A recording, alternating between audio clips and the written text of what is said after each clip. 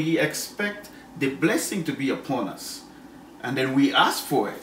So how, my question here is, my confusion here is, I'm a little bit concerned, is how do we know that the Jesus that we are asking to to bless us is the fake one rather than the true one?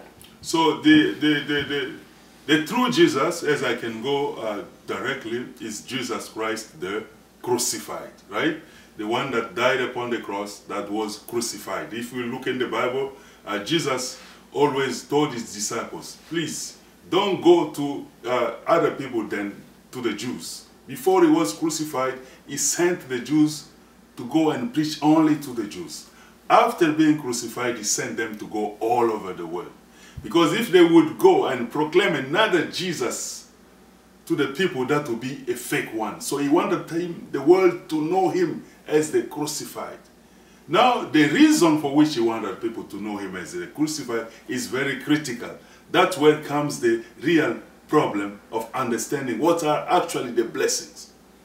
So I understand what you say, that you're confused. So if you go back to Genesis chapter 3, so where it says that man sinned and they were kicked out of the Garden of Eden, we can see now the big things where they start.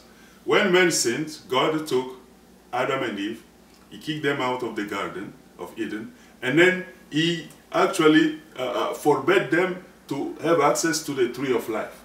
So God took away the tree of life and took away the Garden of Eden, and then God sent man out of the Garden of Eden.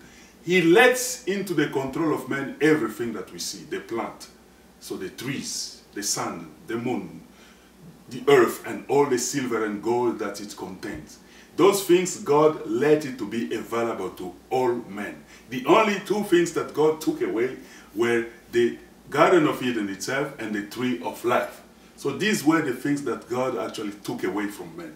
So the fake Jesus now comes and then pretend to give you the things that God made available to you already.